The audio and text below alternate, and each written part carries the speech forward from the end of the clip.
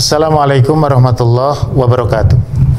Kaum muslimin dan muslimat dimanapun berada yang dirahmati Allah Subhanahu wa ta'ala, salah satu nilai yang fundamental yang dihasilkan melalui madrasah Ramadan atau yang mendasari setiap amaliyah pada bulan Ramadan adalah nilai tauhid atau dimensi tauhid.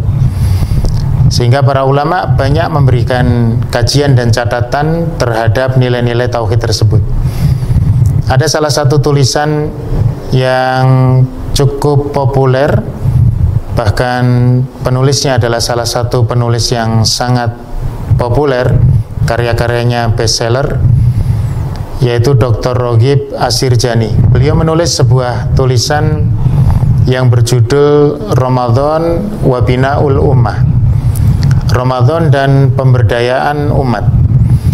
Di dalam salah satu pasal tulisan beliau disampaikan bahwa salah satu yang menguatkan dimensi ketauhidan seseorang di dalam melaksanakan amaliyah Ramadan atau menjadi landasan di dalam amaliyah Ramadan itu adalah sikap yang beliau sebut dengan istilah at-tamayyuz, mengistimewakan atau membedakan. Di antaranya adalah satu sabda Nabi Shallallahu Alaihi Wasallam yang disampaikan, faslu ma baina siyamina wa siyami ahlil kitabi aklatus sahar. Salah satu yang membedakan antara siam kita dengan siamnya ahlul kitab adalah makan sahur. Tentu kaum muslimin dan muslimah yang dirahmati Allah, tidak banyak di antara kita yang memberikan perhatian bahwa urusan makan dan minum, dalam hal ini adalah makan sahur, ternyata mempunyai kekuatan dalam membentuk ketauhidan seseorang. Bagaimana Nabi Shallallahu Alaihi Wasallam mengatakan bahwa yang membedakan antara ritual ibadah kita dengan kebiasaan puasa di kalangan Yahudi dan Nasrani adalah makan sahur. Artinya di dalam kajian akidah kita mengenal ada konsepsi tentang larangan untuk bertasyabuh bil kufar, menyerupai terhadap kekhususan orang kafir termasuk di dalam masalah ibadah. Sehingga siam kita yang bernilai pahala dijadikan berbeda dengan puasa mereka melalui ritual makan sahur ini, sebagaimana dikatakan oleh Nabi Shallallahu Alaihi Wasallam. Ini menjadi satu bentuk bagaimana ternyata Islam sangat mengedepankan persoalan tauhid ini menjadi satu nilai yang dia bisa melandasi setiap amaliyah ibadah di dalam bulan Ramadan atau menjadi buah daripada amaliyah itu sendiri.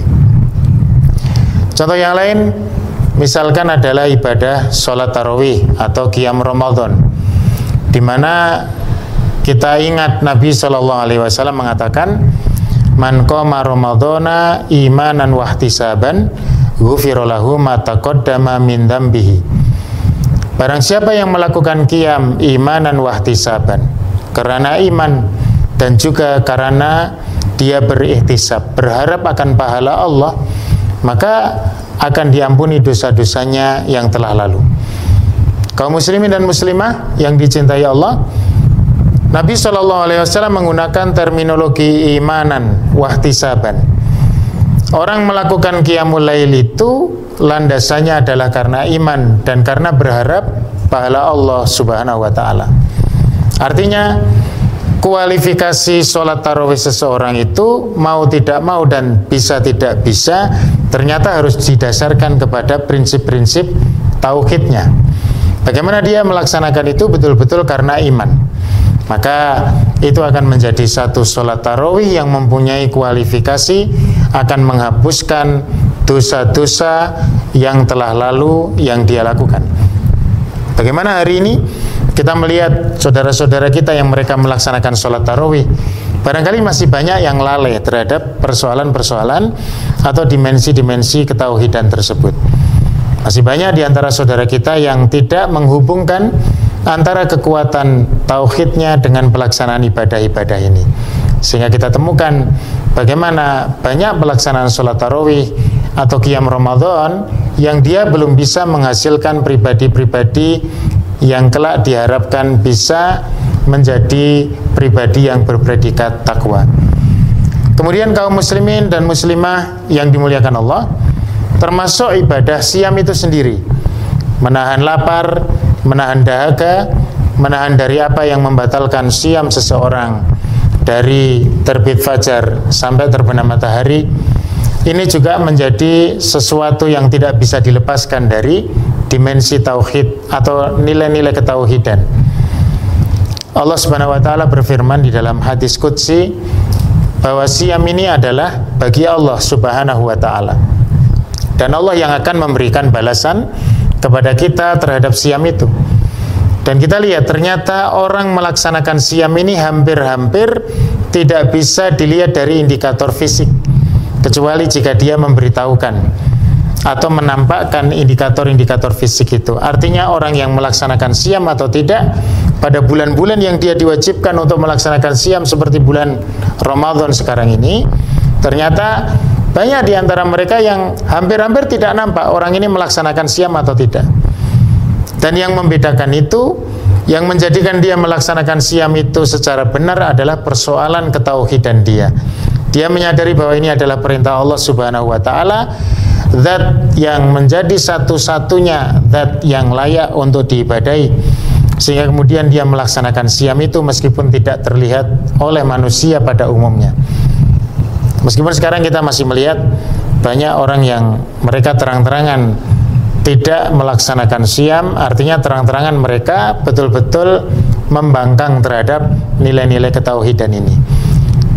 Walhasil kaum muslimin dan muslimah yang dirahmati Allah, bahwa nilai-nilai tauhid itu menjadi satu nilai-nilai yang mutlak di dalam landasan setiap amal ibadah kita, wabil khusus di bulan Ramadan ini. Ibadah kita yang utama, tilawah Quran, qiyam Ramadan, siam Ramadan itu sendiri, infak, sedekah, sampai ibadah-ibadah yang sekian banyak, baik yang mempunyai dimensi ibadah mahdhah atau individual maupun sosial, ternyata tidak bisa tidak harus dilandaskan dengan nilai-nilai tauhid untuk mencapai satu derajat kualifikasi yang terbaik di dalam peribadatan tersebut. Ibadah yang betul-betul dilandaskan kepada satu sikap ikhlas kepada Allah Subhanahu wa taala, dan juga ibadah yang dilandaskan kepada satu sikap di mana dia betul-betul menyerahkan bentuk ibadah itu kepada Allah, yang nantinya pun juga akan membuahkan satu nilai-nilai tauhid pula, atau satu nilai-nilai keesaan untuk Allah Subhanahu wa taala.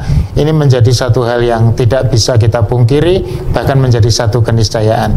Semoga Allah Subhanahu wa taala menerima semua amal kita dan menjaga tauhid kita dari penyelewengannya, termasuk dalam menjalankan amaliyah ibadah Ramadan di tahun yang baik ini, di tahun yang mungkin penuh dengan ujian dan cobaan yang berbeda dengan tahun-tahun sebelumnya. Selamat menunaikan ibadah iftar. Semoga Allah menerima semua amal baik kita. Assalamualaikum warahmatullahi wabarakatuh.